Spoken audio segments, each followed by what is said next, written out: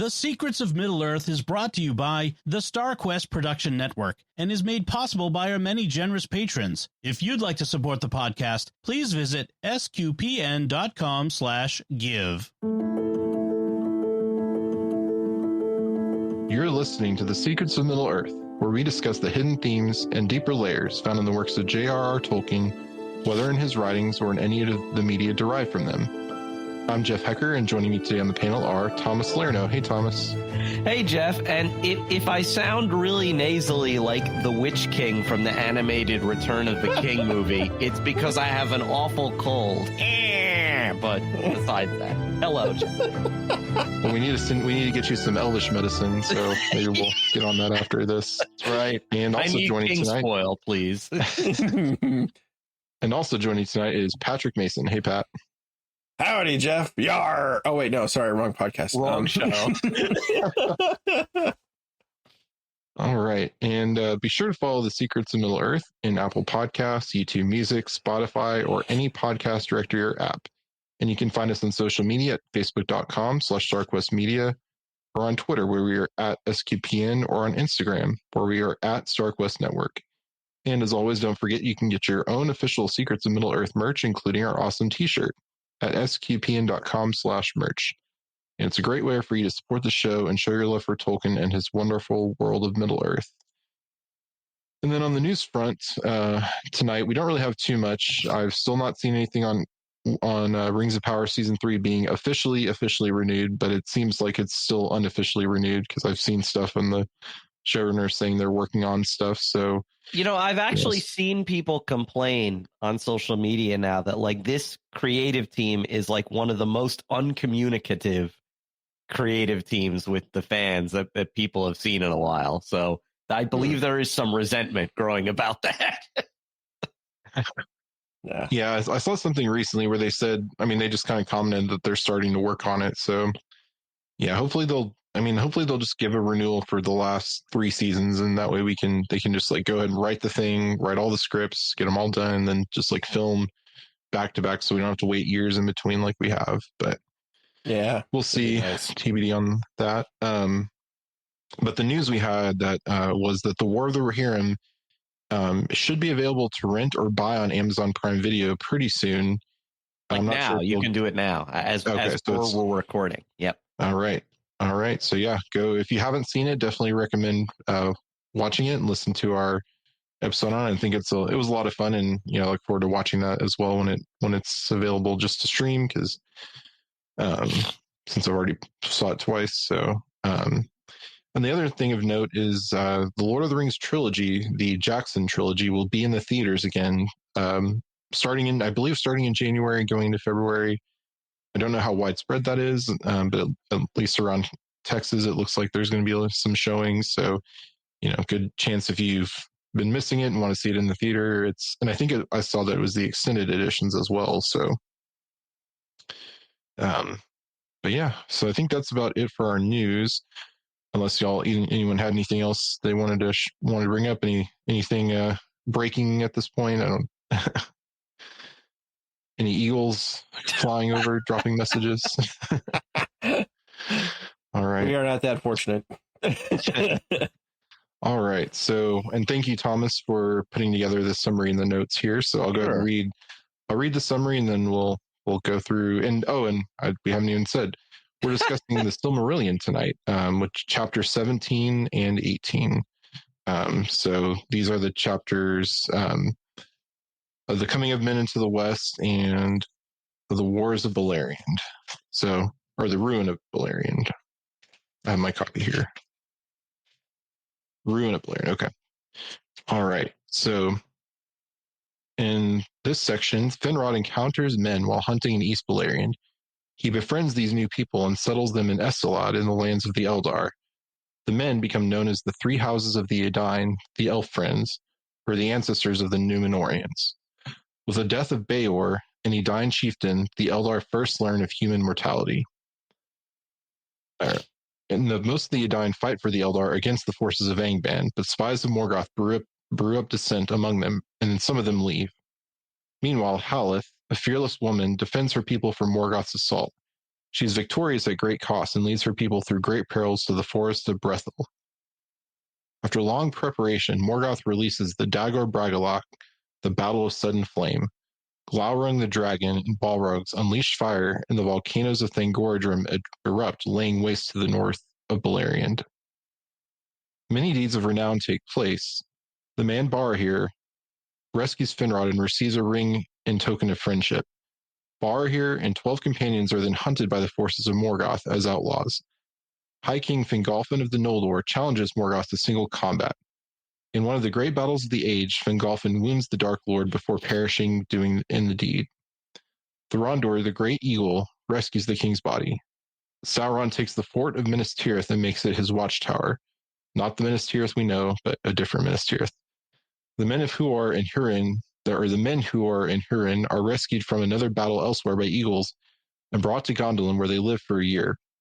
They return to their families after swearing an oath never to reveal the secrets of the hidden city. Morgoth sends many spies into Beleriand, and Easterlings arrive over the mountains, some secretly in service to the Dark Lord, others loyal to the elves and men of the West. And the stage is set for more tragic battles and deeds of valor to come. ... Dun, dun, dun. Mostly tragedy. Yeah. As we've said before in our Silmarillion recaps, mostly tragedy. Yeah. It's all downhill from here, folks. The curse of Feanor at work, Yeah. Yeah, so just overall, before we kind of dive into some of the details, what are y'all's impressions of these sections? Pat, I'll go with you first, since most of these are Thomas's notes, so we kind of get his impression already. I think he likes it, but I'll go Pat first. There's a lot that happened in these sections, and you get yet another name soup. Mostly H's, B's, and T's this time. We've picked 3 letters. We're just gonna name everybody, all the men, after, instead of the 1 letter that all of the elves are named after. So I don't know if that hurts or helps you. Like it doesn't seem to matter to me. I can't remember anyone's name anyways. So that's part of it. Having an atlas when you read through, especially the Rune of Beleriand, is very handy, very, very handy, because it helps you understand who gets routed and where they run to and where Morgoth's forces are able to get to at this point. And beyond that, there's just we move. So the story of Maeglin was primarily a kind of a personal story of individual deeds and happenings. We've moved, sort of taken a step back into historical mode, and these are all primarily to set the stage for Beren and Luthien, which is the first great Lay of Beleriand, or the first great chapter in the Lay of Beleriand. So it's all in service. All the history is in service of what's coming. These tales of daring deeds and woe and occasional happy endings, but not for Turin. Never for Turin. Never for Turin. But it's all in service of that. But there's a lot that goes on. Very very metal chapter. Yes. By the way, there is actually, if you're referencing the fall of Fingolfin, there's a great metal song about it. It's from the band Blind Guardian in their album Nightfall Over Middle-earth, which is a Silmarillion-based album. And there's a great song called Time Stands Still at the Iron Hill, which is about the duel of Fingolfin and Morgoth. I was just listening to it as I was taking my notes, but it's great. Yeah. Yeah. Good way to prep. Yep. But yeah, and that's probably like the most metal and probably the biggest moment, but there's so many others. There's the, Angron and Anrod's fight. There's Curfin and the other sea name, son of Feanor. Their fight and route, huh? Is it Cronthir? Cronthir, yeah. Their fight and their route. There's Fingon's fight and the daring deeds of, I think it's Barahir and it's not Haladin. One or the other. And then there's Haleth's stand at the stockade. Yeah, Halastand. There's the fight over Tol Amroth in Minas Tirith, and the fall of Minas Tirith, and the sort of, ascension of Sauron. There's so much that happens in these chapters. It's all, I don't know, from a historian kind of perspective, like, battles are fun. So Yeah, it's all that kind of history. Yeah, if you're into military history, like I know me and Pat definitely are, there's a lot here. Yeah. It also struck me as these chapters are very, very Norse. Yes. There's a lot of like, fight to the end against the monstrous horde kind of stuff. Mm-hmm. Yeah, you kind of have like Glaurung taking the place of, Jormander, the world serpent, kind of a daring deed sort of a stuff. And this would be the Edain are kind of sort of based on the Scandinavian stock of humans, and the swarthy men who come after are kind of Germanic or Mongolish, depending on your read of him. Yeah. I like that some of the Easterlings, like they don't paint all the Easterlings as bad guys. There's actually a split between them, which I thought was very interesting. Yeah. Yeah. And yeah, for me, these chapters are great. It has Finrod. Finrod's my guy. So I'm really great to see him, and he has a lot to do here. Not for much longer, unfortunately, but he's great here. So yeah, awesome. And anything else you want to say, Thomas, before we kind of start walking through these chapters here? I guess just that. Like there are the highlights, like the fight between Fingolfin and Morgoth and all these other great duels and last stands that we've mentioned. But it's like I think like if like just don't get lost in the soup of names. Kind of don't worry about it. Like if you read it or listen to it, just kind of like, I guess, place your attention on like the overarching like theme of what's going on here, which I feel like they say at the beginning of the second chapter, which is that without the help of the Valar, this war is hopeless. There's no way the Eldar can win. Yeah. But that doesn't stop them from trying. But there's literally no way. Like, this is a hopeless fight, and they don't know whether the Valar will come or not. So to them, it might literally be hopeless, but they're willing to just fight on anyway. Yeah, and they get the men coming in who kind of become like, because elves they don't reproduce as fast as other species. So you have the men coming in who can have children a lot faster and come of age a lot faster, and be ready to fight. So it's interesting how they're kind of like, yeah, kind of they're kind of it's like any kind of empire that conquers, they eventually want to kind of integrate the people that they're overseeing and kind of bring them into their military and levels of government and such. So it's almost kind of like that, the maybe in a more noble sense. But awesome. Well, we'll go ahead and start walking through. So we'll start with chapter 17 of the coming of the men into the west. So it's a great chapter for Finrod here. As I've said, he's one of my favorites, but and I'm going to read a section here in a second, but he starts off, he goes hunting with the sons of Feanor in East Beleriand, and he first discovers the camp of Beor the Old, chieftain of men, first of the Yatani, or the second born to enter Beleriand. So this is the first time so far they've met dwarves, they've met, orcs, and I don't think they've met any other kind of children of Iluvatar, as it were. I mean, there's creatures like the eagles that they've interacted with, and maybe other kind of sentient animals, but never any other creatures. So I want to read the section here, or a small section of when Finrod first kind of comes into their camp, because I think it's really interesting.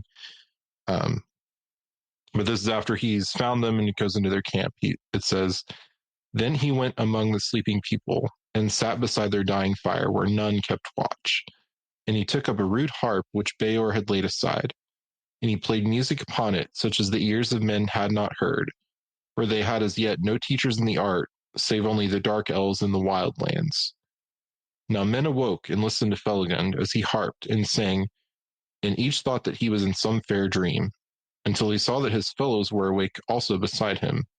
But they did not speak or stir while Felagund still played, because of the beauty of the music and wonder of the song.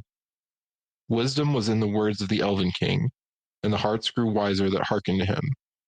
For the things of which he sang, of the making of Arda, and the bliss of Aman beyond the shadows of the sea, came as clear visions before their eyes, and his elvish speech was interpreted in each mind according to its measure.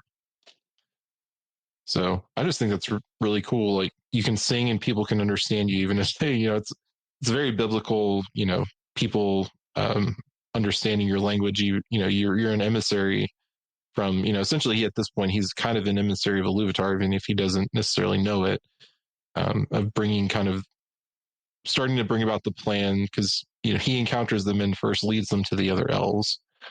So he's almost similar to kind of John the Baptist in a way of like, he's going to end up bringing the people to their ultimate end of uniting with the elves and leading all the way to, Aragorn down the road. So I just think that's really cool. Like that thing of song and music again. That's been a theme through the Silmarillion, going all the way back to the Ainulindale. Yeah. What I really love about this, and you don't get much of it in the later chapters when they talk about the swarthy men coming over, but it's very apparent that the first elf that they really throw in with, right? In this case, it's Finrod, has a determining effect on what's going to happen to them from that point on. And so we have this first group come across, and they're going to effectively become the Edain, right? The highest, noblest of men, all the way down into the fourth age, lineages. And despite that problematic time in Numenor,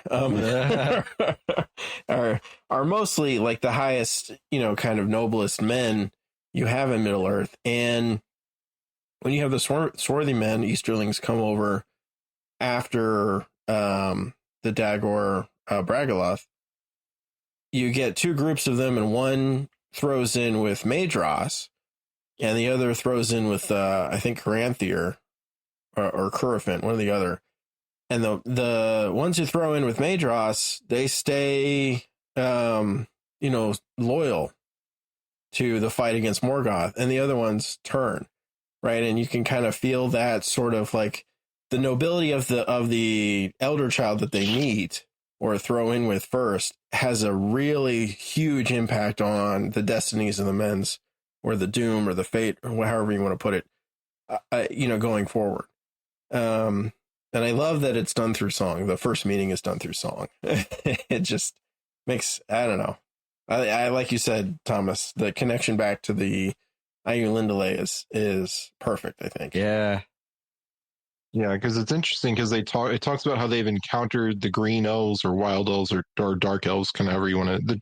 Because again, the dark elves are not evil elves; they're evil. They're elves who have not seen the light of the trees, so that's why they're called the dark elves. But they've encountered elves before, and maybe interacted with them some, know a little bit, learned a little bit from them, but they weren't like kind of adopted, kind of like Finrod kind of adopted these people.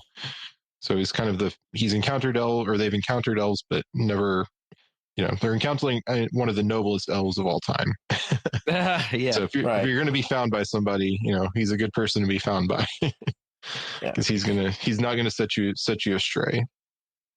I think that's a really good point, because it showcases the difference between the Sindarian elves who never see the light of the trees and the ones who have been to Valinor. And I think it's sort of the saying those who have seen the light of the trees is sort of a hidden way of actually saying the ones who basked in the glory of the Valar, who are, agents of Iluvatar. And so what we have are almost angelic messengers, right? They're not quite Maiar, but from the humans' perspective, I mean, really, what's the difference between a wizard and an elf lord? I mean, they're both immortal. They're both, they both do magic like to a human. I mean, these are basically angelic spirits, but the Sindarian elves are very much of Middle Earth, and they're just sort of they're just another part of the thing here. But this other elf is not. These Noldor are not. Yeah, and we don't know all the details, but they don't really talk about their origin or where they came from. You can get a sense that there's something bad happened to them, and that's kind of why they're on the run. And we have a Thomas added quote here of a darkness lies behind us, says Beor, and that Morgoth himself was the one who kind of caused them, through his actions to kind of be fleeing to the west. And Morgoth starts kind of getting involved because he thinks maybe I can influence these people more, and so Sauron is kind of left to be the one commanding against the elves, while Morgoth's off doing his his conniving and machinations against the men. Right. So we get a hint of Eden here, and this is where it kind of intersects with real salvation history, because it's kept. I believe it's kept vague on purpose. He doesn't say what Morgoth does, just that Morgoth is personally responsible for this darkness that follows men around. Yeah.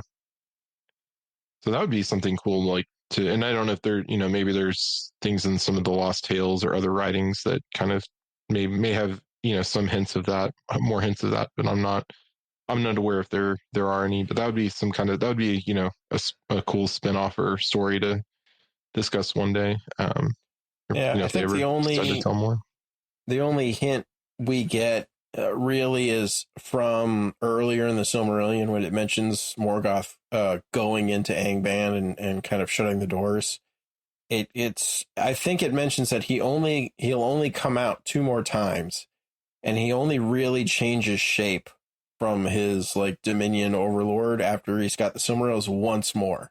And then it doesn't really tell you when he does it, and so I think that's an allusion to his going and acting like a serpent for the men. Yeah.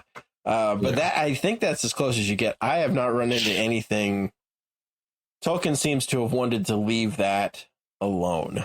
Yeah. He didn't want to overwrite anything in actual salvation history. Yeah. Yeah. And so, Finrod, he kind of becomes a father to these people, to the Edain, and they kind of, there are 3 houses of them, and they're collectively come to known as the Edain, which I believe means elf friend, if I'm not mistaken. And they start to migrate to the lands of the Eldar. But some of the elves, as you may imagine, are not so pleased by this. Thingol is one of them. And at first you have those green elves who are saying we are their unfriends. Oh yeah, the unfriend. Yeah, they unfriend us. They went on Facebook. They unfriended the Edain. Block. And so you can no longer read the green elves posts. You have been blocked. When you're an immortal and you're blocking somebody in Facebook, that's they're going to be alive for 12 seconds the way it'll feel to you, and you're choosing to block them for all of that. So. Yeah.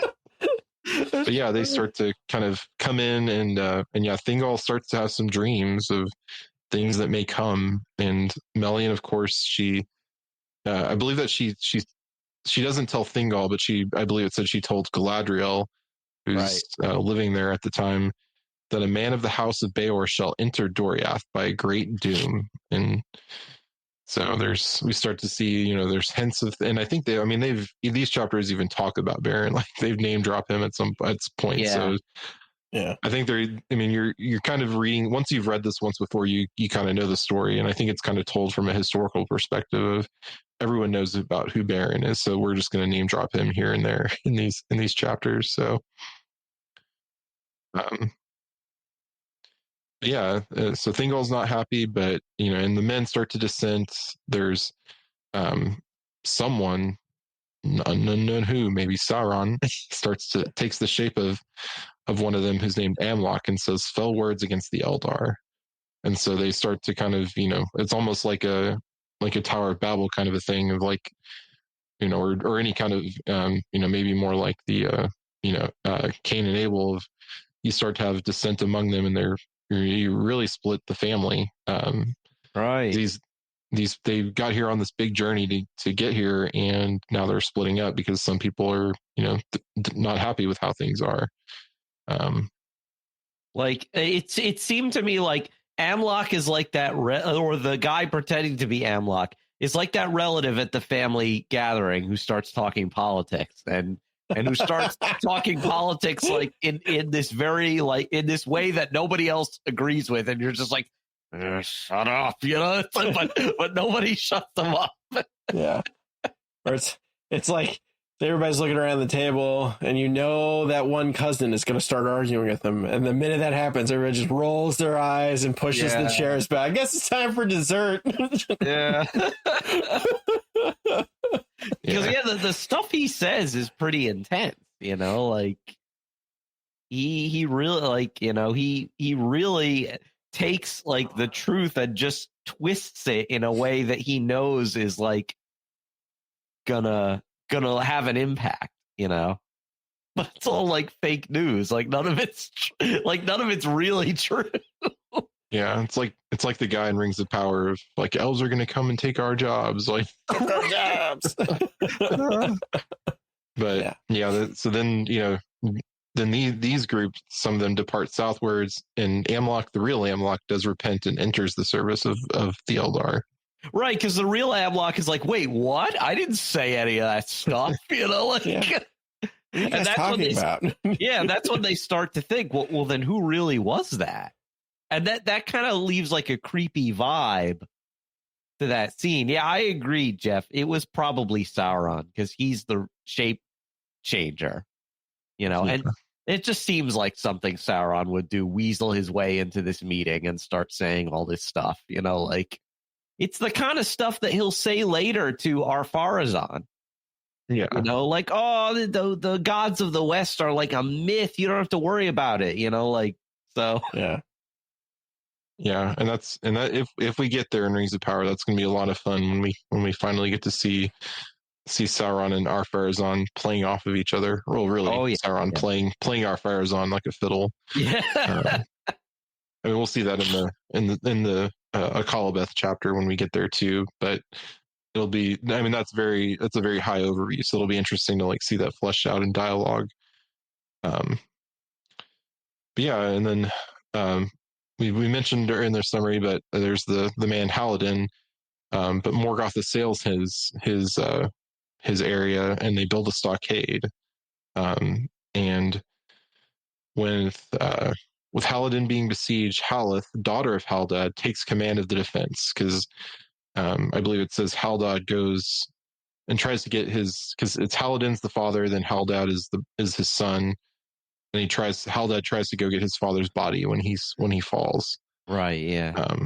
And then, unfortunately he dies too, so Haleth takes command. And eventually it says they're besieged until their food runs out. Right, yeah. Yeah. And so, they decide they have to leave, and she leads her people through to Esteladin. Later she leads them through the lands near the Mountains of Terror. So yeah, and then Dungortheb or whatever it's called. So like yeah. And it says they're not as scary yet, as we'll see later. But I guess it hasn't been infested by Ungoliant spawn yet. I guess. There's still something wrong with it. It's like you kind of get the feeling that Dagor Bragollach does two things to those mountains. The first is like because even the side that faces Angband after that point becomes this terror woods. I can't remember the exact words they use, but it's this people are haunted to death by the forest under Nightshade. Yeah. Yeah. And so you get the feeling like the mountains themselves were probably infested with nightmarish creatures, and then the fire sort of pushed them over onto one side, but they're sort of it just everything gets worse because the orcs are there and our agents of Sauron are roaming free after that point. So the bad places that were bad before are now way worse. Oh, and I just remembered, like in Maeglin's story, which is earlier, it says that area, the water is poison. You can't drink. The water's poison. Yeah. So like there's nothing to drink. So everybody's probably half dead of thirst going. Yeah. Because you get the feeling like the Ungoliant and her spawn were probably up in the top, and then the fire moves them over to the other side. So now they're in the valley, but they left all of those whatever else was up there. Nameless things. Yeah. Yeah. Yeah. Yeah, but they eventually don't go there, kids. Not a good trick or treat neighborhood. Yeah. No. Yeah, but they eventually make it through and come to live near Doriath, and Thingol, grudgingly gives them leave to do so because they can't get into Doriath because of Melion's protection. Because as as a reminder, Melion is a Maiar, and she's kind of she's overseeing and protecting this whole region. The girdle of Melion, I believe, is called. But as we've already kind of hinted or talked about, but the Edain are the descendants of the Númenóreans, so we're about to get a lot more on that in this chapter and then the one we're discussing when we next discuss the Silmarillion. But Beor, he eventually dies at 93, and which shocks the Eldar because they're immortal, or at least they won't die of old age. They may die of injury or other things, but they won't die of old age. So it'd be quite a shock for an immortal creature, even though they've met the dwarves. I don't know, and the dwarves aren't immortal, so I don't know. Maybe the dwarves just don't. They fight amongst each other and die of old age, I guess, or die I'm before guessing, they get to old age.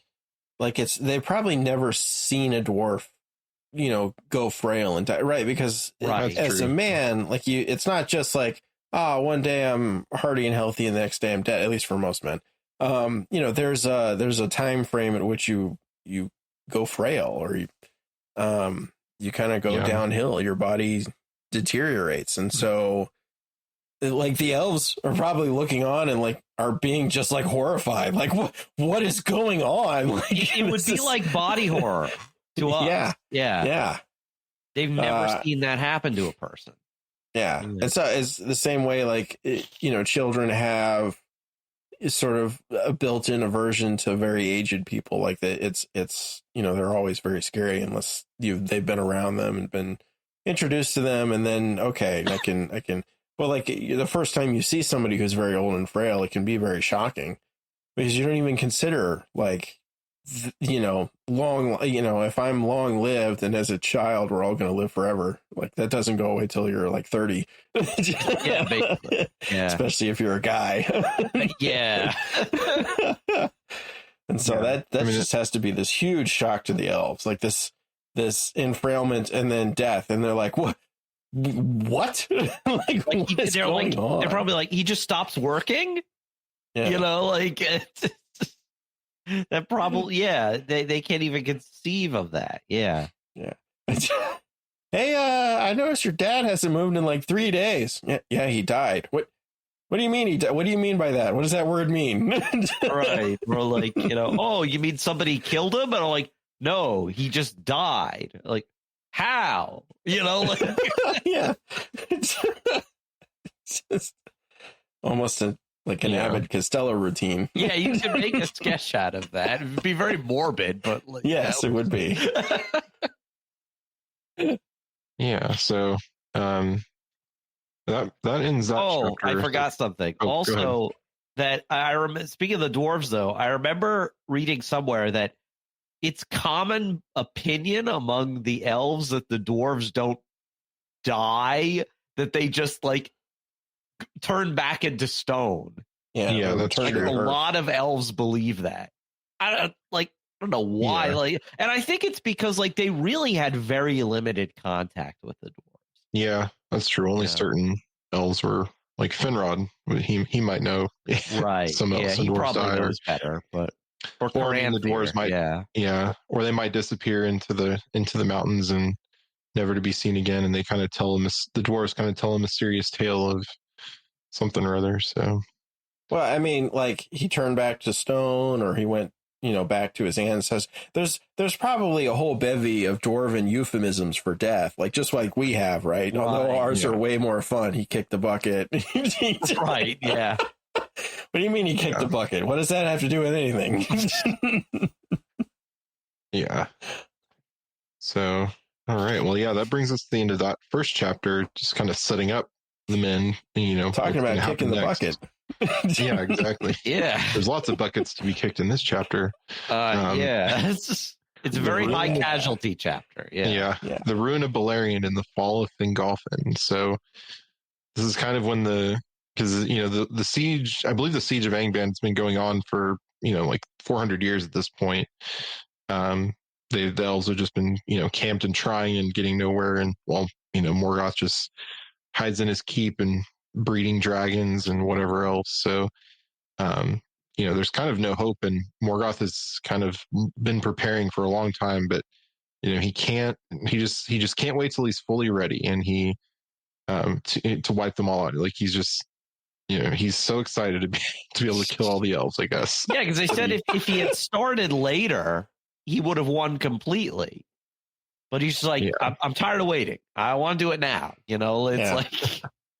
Well, it's funny because you get the whole setup for that is Fingolfin is like, we should really try to assail this thing again and take care of this Morgoth, because he's just waiting in there brooding. Like he's been listening to the guys who are like, hey, remember that dragon-like creature? That thing's only getting bigger, and thinking to himself, we should really do this. And the sons of Fëanor are like, nah, things are good. They'll be good forever. And Morgoth's like, yeah, I'm not waiting either. Yeah. So, but this is when the Dagor Bragollach, or the Battle of Sudden Flame, happened. So we referenced that before, potentially but this is kind of Morgoth's kind of big victory in this war, or like probably his main victory before kind of the end, because the end, of course, he doesn't win. So right, but, his only his main victory after this one, which we'll get to in a few chapters, is the Unnumbered Tears. Yeah, the Neonatho Nordian. Right, but this one's pretty. This is pretty. Yeah, Dagor Bragollach. Yeah, and it strikes me too that like this setup is like if like the Allies had just let Hitler thought like, oh, we could just let Hitler rot in Fortress Europe, and it's like. Yeah, but knowing Hitler, eventually he would have just attacked you, so it's no use waiting. Might as well just get it over with. But yeah. Yeah, but he sends out Glaurung and the Balrogs, and he's so big that he can't fly. Like he's a dragon that's, or I don't know if any of the dragons can fly at this point, but at least this one. I don't even think he has wings, because it never even mentions him having wings. I think he's just like a kind of your classic like salamander, worm type dragon. The worm, the worm, WURM or WYRM. The worm. With an E at the end, just with a couple of umlauts. Exactly. Glaurung and the Balrogs are sent out to try to defeat them ultimately, and burn everything up. Yeah. Oh, and that whole field becomes like what do they call it? The gasping dust. On Foglith. Isn't it great to say that? On Foglith. Yeah. And just like that image, the gasping dust is really vivid. That's one of Tolkien's like great place names, the gasping dust. Well, I love that. Like it goes from being the plane of watchfulness. Something similar to that, and I can't remember the name he uses, the elves use for it. But it overnight just turns, and they used to have the horses graze out there, and like you could go all the way up to the gates of Angband, and there was grass.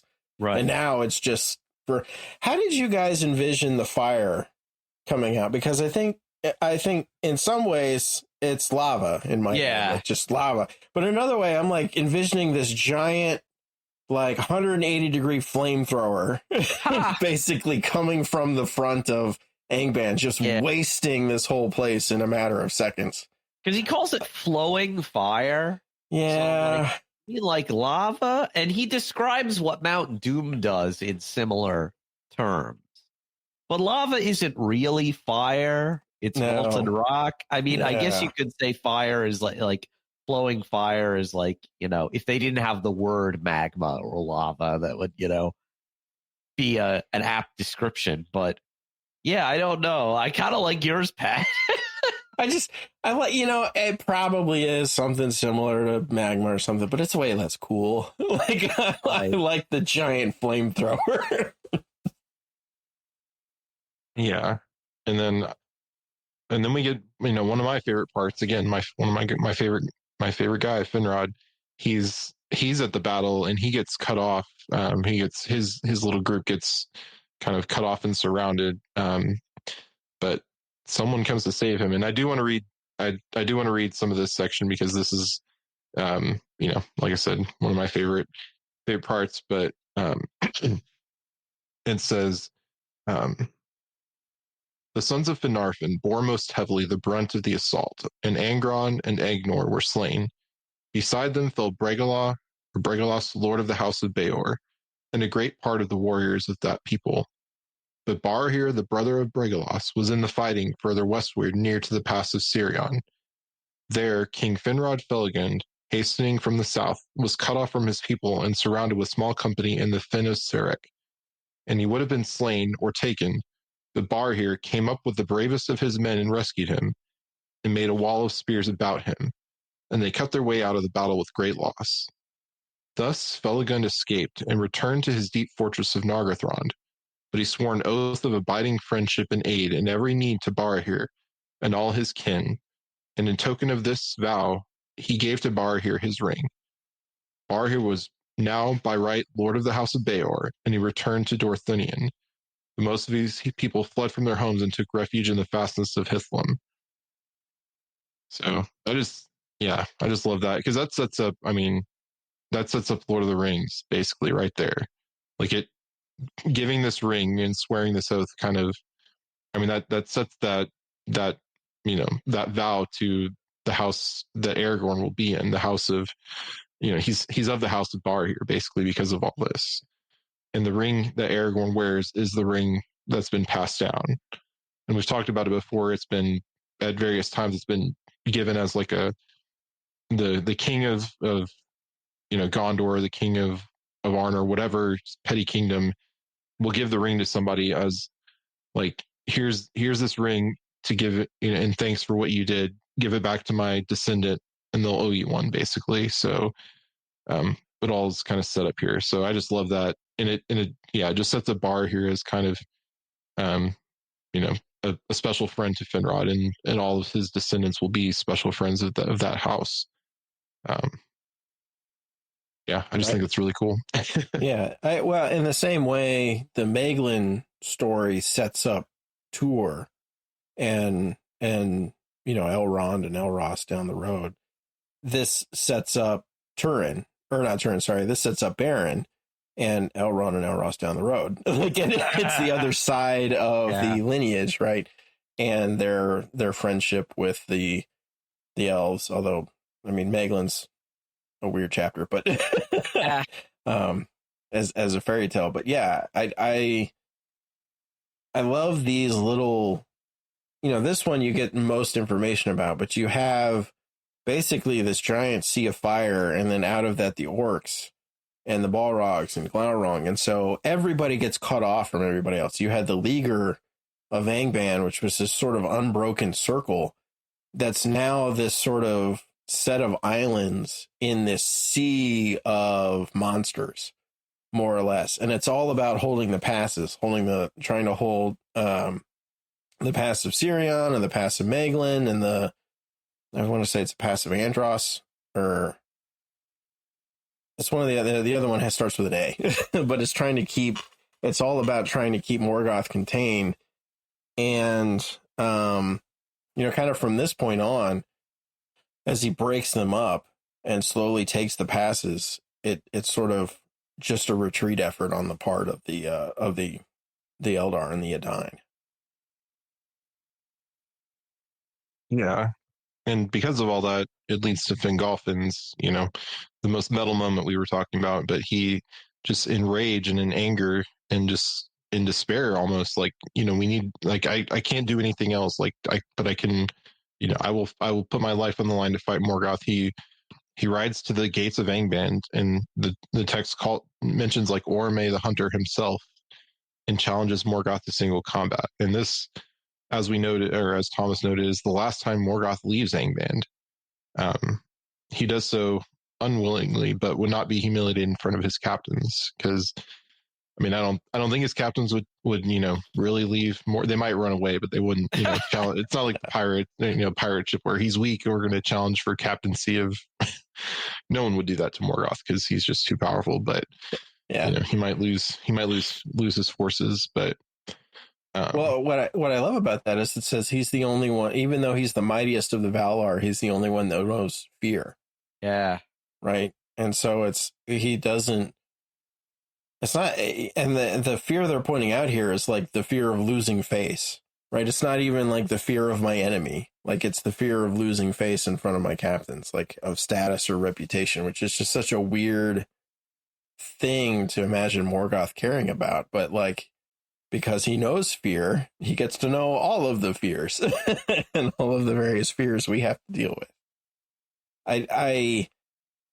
This is probably one of the most people's favorite sections in the Silmarillion, and it's one of mine. I always envision, because we have the Eagles getting involved, so the Valar are probably watching this go down, and I just have this vision of like Tulkas like watching a WWE match and just like rooting for Fingolfin, being like, "Come on, man, you could do it."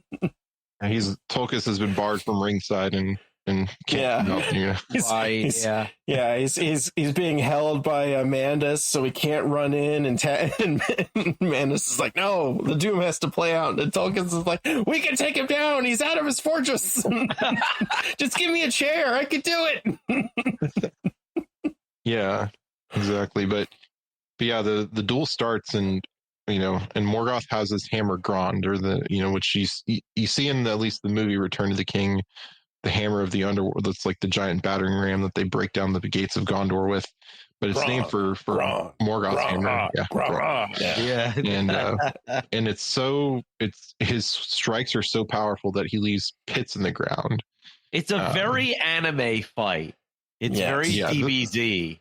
What do you think? Yeah, this would be awesome to see done on screen. Like in animated would be like, I feel like you'd have to do this It would be really, you'd have to put so much special effects into live action to make it worth that. Doing an animated, I think would be really cool. But yeah, Morgoth is, Finrod is quick, or not Finrod, Fingolfin is quick enough that he can avoid these strikes at least for a little while, and manages to wound Morgoth 7 times. But he gets hit 3 times down and knocked down to his knee, and then he manages to wound. He basically does an Achilles heel attack on Morgoth, and kind of wounds his foot. But unfortunately, go ahead. I like what it says. So about the wounds, when Morgoth screams, he unleashes the anguishing screams of anguish, and all of like the forces of Mordor like hit the deck. Because and it echoes into the north, right? And so you get that sort of Lammoth echo coming from Morgoth again, like the whole, like what you say and your voice, even your voice and the things you do with your voice matter so much. And you have Morgoth, these screams as he's wounded, and then when he gets the final wound, the blood that pours out, it says it's like black blood, and it fills up all of the holes. Like, so the holes he's been smashing into the ground with Grond, like it, and you just think about them, like this was like like unleashing a torrent, basically. It also says like it causes like smoking, and it's like hot. It's like boiling hot blood. It's like anime again. If any of you guys have seen Bleach, it's like when people bleed in that. It's like a fire hose goes off. You know, like everybody's blood is 4,000 degrees psi. Any moment. I got a paper cut. I've got minutes until I bleed out. Yeah, and unfortunately, after getting hit 3 times and his shield breaking, basically, Fingolfin dies and succumbs in the it's so the elves are so sorrowful that they will not sing of this, and they'll sing about anything except for this, except for very few things, and this is one of them. And even the orcs won't boast of it because of how much Morgoth was hurt, and Morgoth suffered this wound doesn't heal and it doesn't go away. He's stuck with it the rest. Very similar to like Achilles. And you could, at least in my head canon, I could be wrong because it's been a while since we've read the end of this, or since I've read the end of this. But I wonder if this wound plays a part in in the War of Wrath and his ultimate defeat. Like if he's running away and Tolkien manages to catch him because he's limping. He's limping. Well, and then like it said at the very end, it's like Tolkien breaks both his legs. Yeah. Okay. Yeah. Yeah. So more to come on that. Yeah. hopefully it's not a spoiler that Morgoth loses the war. But the Great Eagle, Thorondor, comes, and it's described as like the winds of Manwë, and the winds are buffeting Morgoth, and he saves the body of Fingolfin, and even claws Morgoth's face, so even scars Morgoth some more. So now he's been injured from head to toe, like or head to foot, basically. Yeah. I just have to say, Tolkien yelling out, "Oh, come on, man! You get to hit him, but I can't." Manwë gets to. Come on. Mandos, no, not yet. Yeah. And then Torgon builds a cairn, or a kind of a tomb on top of a mountain, and like I think it says even the orcs like refuse to go near it. Like they won't orcs are, because they were so terrified of at that battle of like how powerful this elf stood against their a god basically in this world. So shows you how much more powerful the elves were especially the Noldor at their height. Yeah. You could go toe to toe with like an embodied Valar. Like, I get that he had been weakened, Morgoth, because he'd been pouring a lot of his power out into his monsters and creatures and stuff to keep them bound to his will. But still, like, you get this idea from the fight that Morgoth is giant. Yeah. He's like leaving a tower. these huge they say he's a tower. Yeah, he's leaving these huge craters whenever he smashes the hammer into the ground. So, like, it's like, I guess it's like Attack on Titan or something, another anime reference, or like Shadow of the Colossus, where you're like that little guy and you have to bring down these giant, monsters. Yeah, and I love what it said. Like the way it says it, it's like Fingolfin, cries out for Morgoth, and Morgoth comes. Like just that line, like it says it twice in the chapter. Like it says, initially, and Morgoth comes, and then it explains why he comes. And this is, and Morgoth comes. It's sort of like you call the devil out, and then he shows up, and then you've got a fiddle battle with him to win the gold fiddle. Like it's that sort of thing. Like okay, here I am, let's go. and I don't know. It's just Fingolfin is such an embodiment of the second group of Noldor who cross the Helicaraxus, who have to sort of save Feanor's son's skin as they're getting overwhelmed by the initial assault of orcs coming out of Angband, who set up the Leaguer, who have at least some manner of friendship with Thingol, and Fingolfin watching all of that crumble and just taking it all out on him.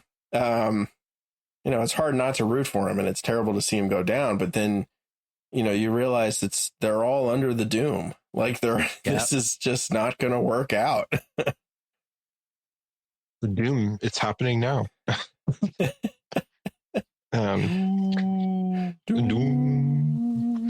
Yeah, so then Fingon becomes the High King, and he sends his son Gil-galad, who you'll meet later. If you've seen Rings of Power, you've met.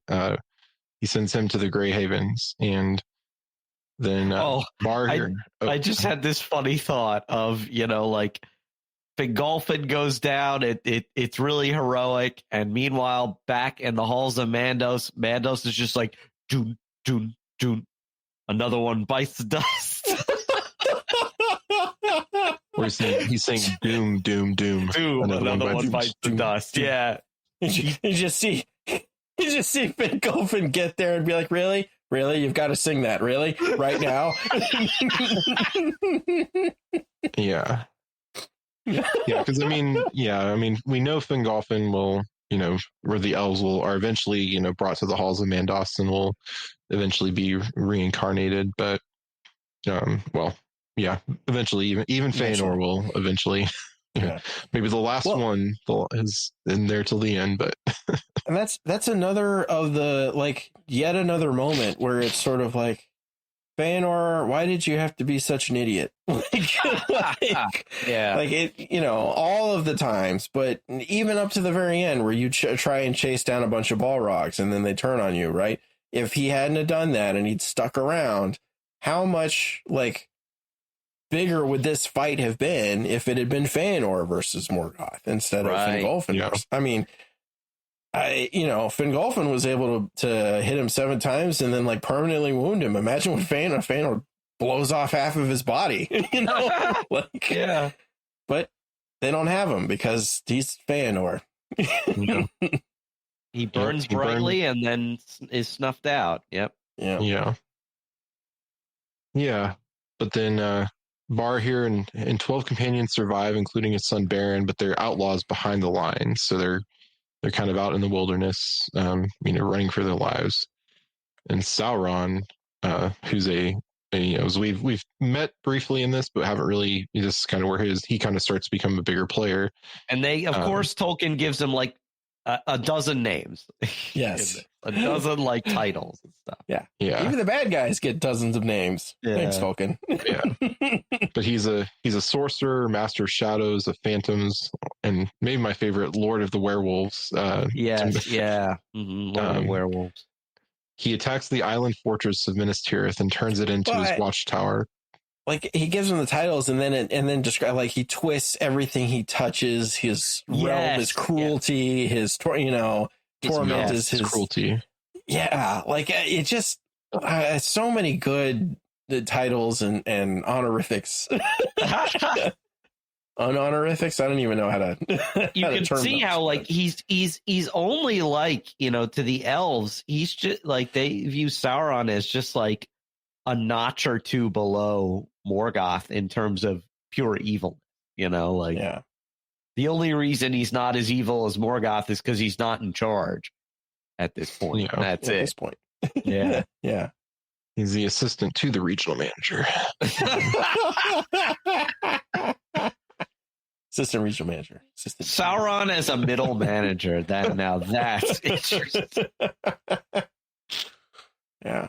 Yeah. Well, and I like that he's Lord of the Werewolves, right? Because werewolves are sort of this sort of unholy, in between, twisted combination of man and wolf. And even in most werewolf lore, they're sort of crazed and mad because they're sort of caught between these two worlds that they can't reconcile. And so they just destroy everything. And that's just I don't know, that kind of sings like Sauron. He's always sort of trying to be, something else. He's always taking the form of something else, shape changing and all that. Right. Like werewolves. Yeah. Yeah. But he creates his own island full of werewolves. So that's fun place to visit, I guess. Totally Gaurhoth. Yeah. And then I mean, it's I'm sure it's one of those islands that survives after the sinking of Balerion, along with the horror of Spider Island, the Werewolf Island. Werewolf Island. Yeah, it's like Skull Island in the Godzilla franchise. Yeah, lots of creatures. You probably don't want to go there. Yeah. But yeah, the Noldor at this point, all the elves they're have full of despair because they've lost their high king and been soundly defeated.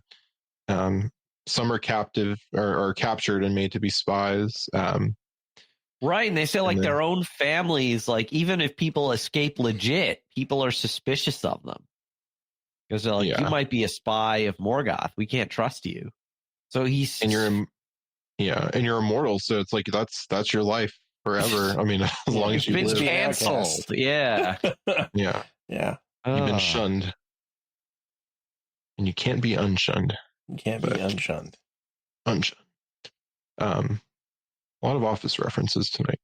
Yeah. All right. And then we see the more men coming in of the coming of Easterlings, and like we were saying, there's both good and bad. There's kind of ones that follow Morgoth, and there's ones that kind of follow the elves. So, Bor and Ulflang are some of their chieftains. I don't know if you had anything to say on that. I just had that brief note here from Thomas. Yeah, it's cool that like Bor sort of represents that faithful strain of Easterlings, right? That we'll even see down into the second and third age when the Blue Wizards are rallying the sort of anti-Sauron Easterling resistance. That they say that if that wasn't going on, that the men of the West Rohan and Gondor would have simply been overwhelmed by force of numbers. Mm-hmm. Yeah. So it's this idea that not all the Easterlings are bad people. Kind of like when, Sam sees that dead Southron and he's wondering to himself, is like, did this guy even really want to be here? Or was he just some poor conscript who was forced to go and fight this war he doesn't know anything about? So there's that. People say that, Lord of the Rings is very simple, like good versus evil, but it's like you see these wrinkles in it where it's like, at least with the men, because men have free will, they're not like orcs who just seem to, at least in the books, to blindly serve Sauron when they're not fighting one another.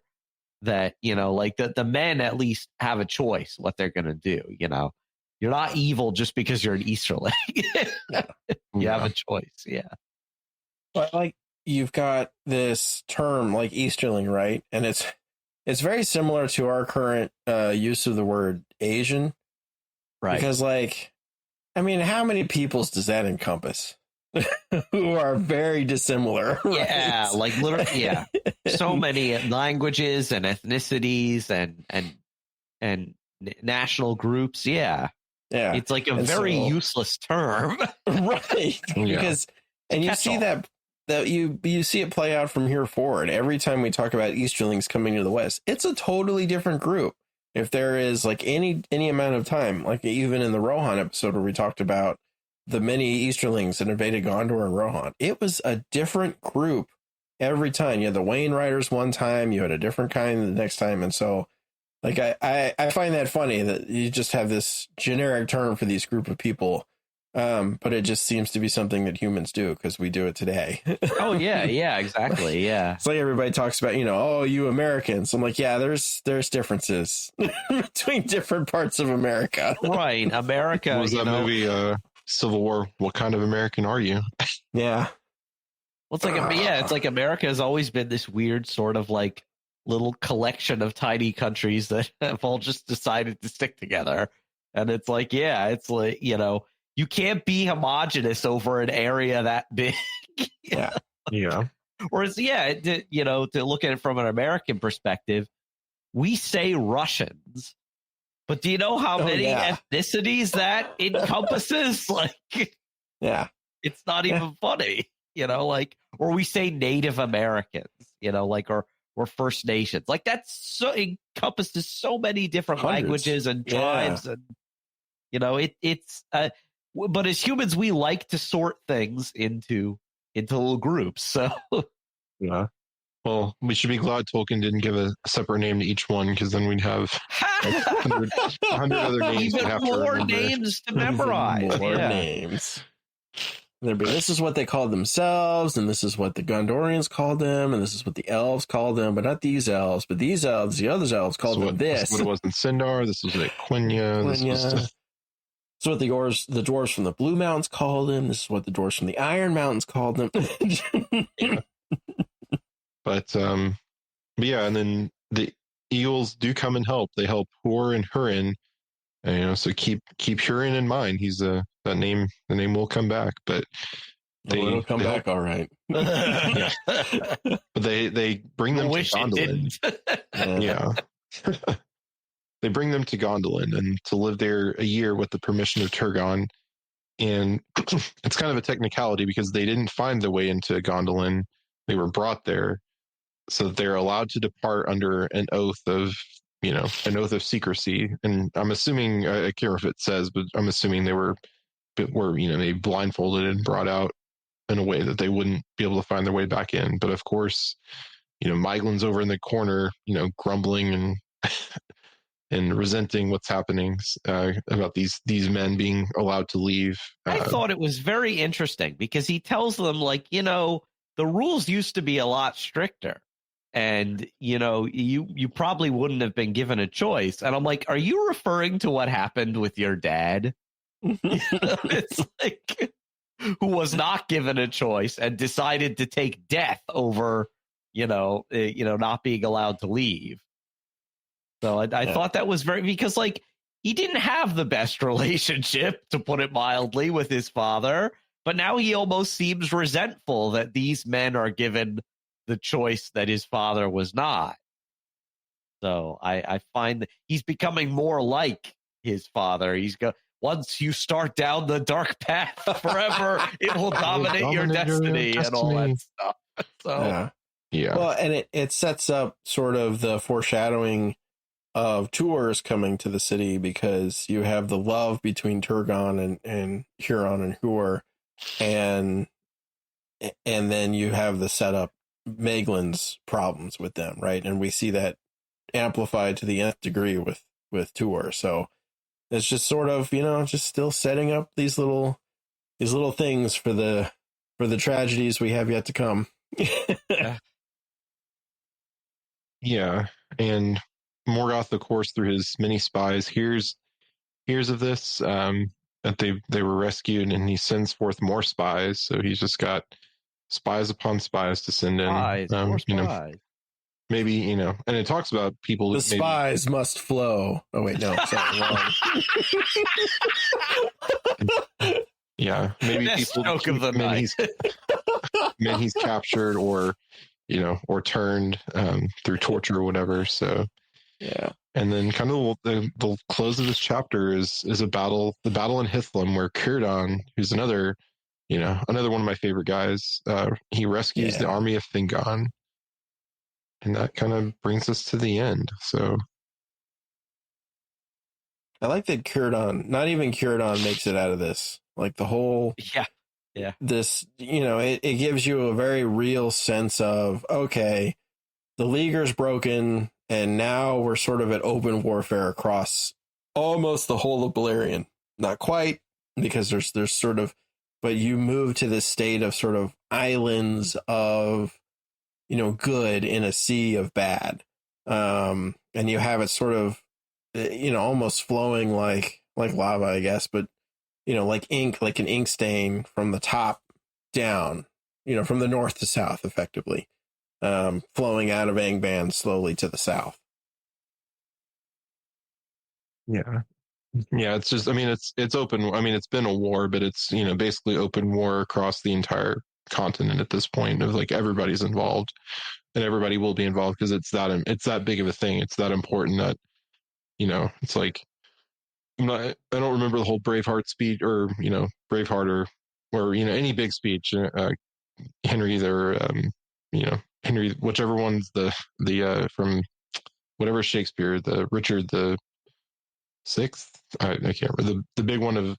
I wish I had not one man more. Like, men will wish they would have, who are asleep in their beds, wish they would have been in this battle, and that kind of a thing. It's like, forget Shakespeare. My mind goes to the rallying speech from Independence Day. On this day we fight. Yeah. We will not go quietly into the night. We will not go quietly into the night. Yeah, exactly. Yeah. We will celebrate our Independence Day. Yeah, it was really odd that, the elves all do that speech and then salute at the end of this chapter. I'm kidding, but yeah.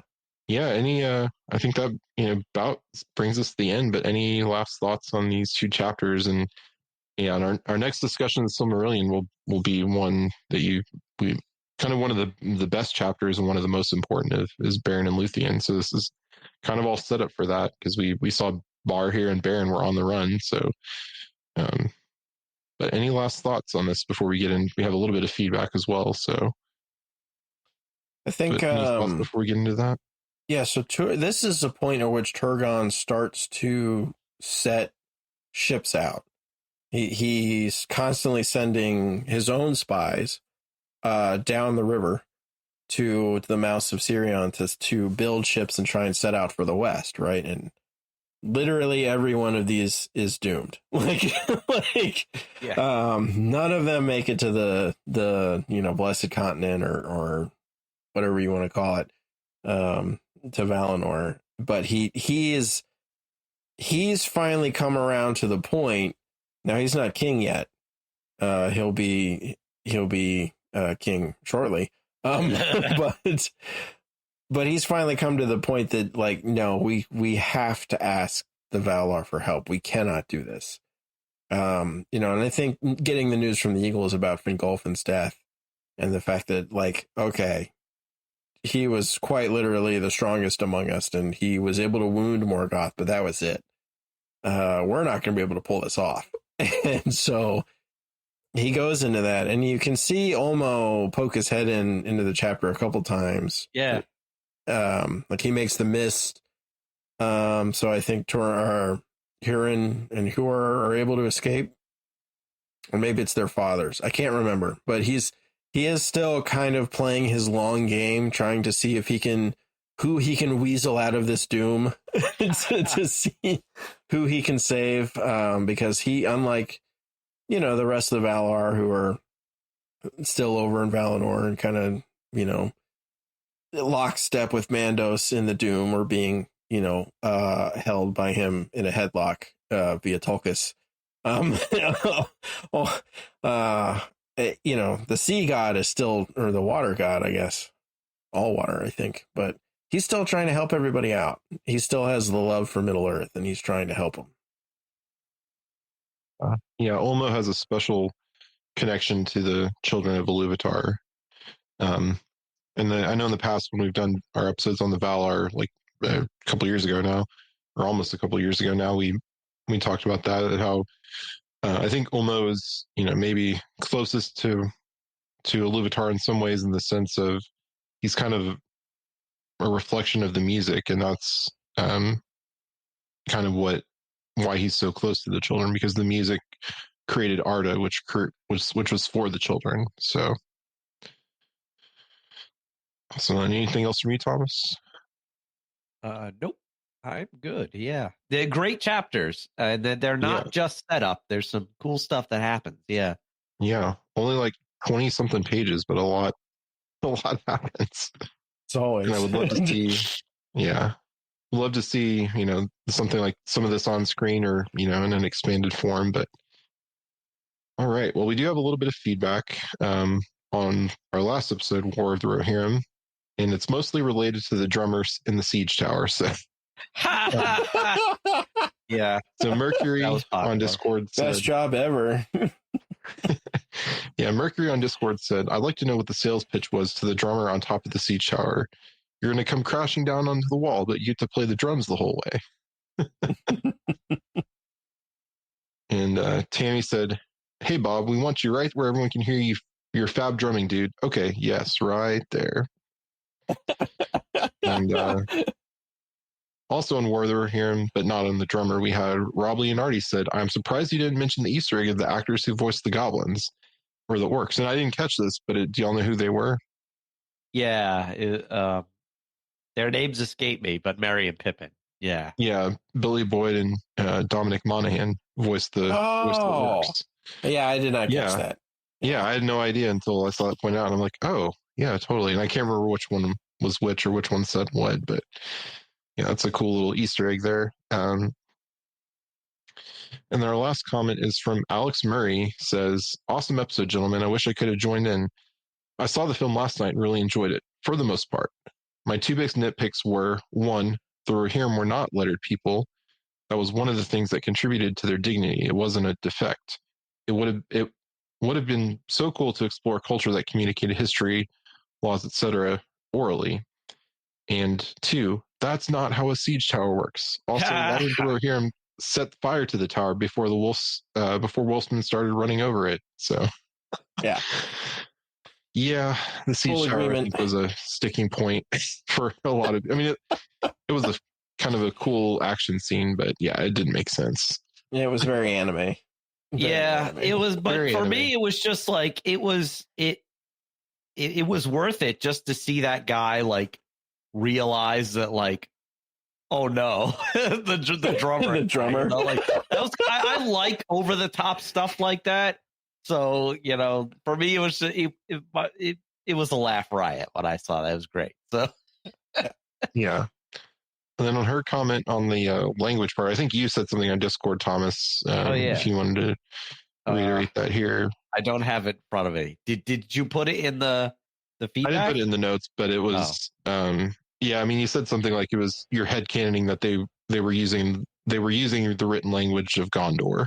Oh right, yeah, because like Gondorian eventually became the court language of the Rohirrim, and so I figured that like, oh okay, so the people in the court know how are literate, know how to read, write, at least Gondorian. They may not have their own written language, but they kind of adopt what Gondor's lettering system is. And then like, yeah, so that was basically my headcanon. But she's definitely right. In the books, like it's stated explicitly they're not illiterate people. But there is kind of an out there that because in the appendices it says that they adopted Gondorian as like their legal language, like that the government that their court uses, not everyday people. Yeah. But yeah, Aragorn says they're not illiterate people or something like that, but they sing many songs and tell many tales. So right. They write no books, he said. Yeah. Write no books, yeah.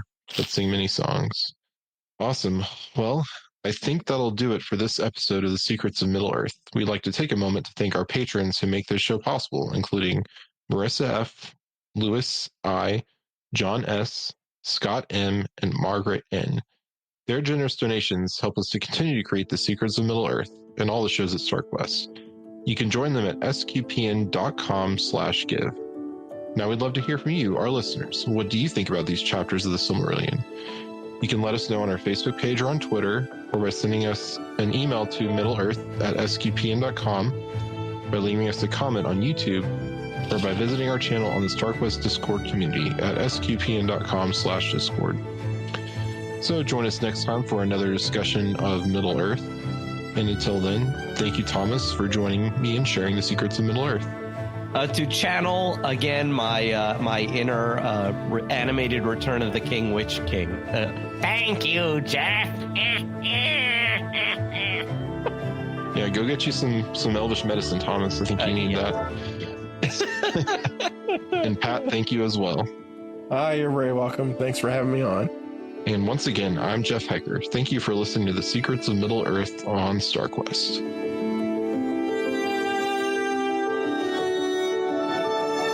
Here's another show on the StarQuest Network you're sure to enjoy. Vatican II in a Year. Find it wherever fine podcasts are found or at sqpn.com/Vatican.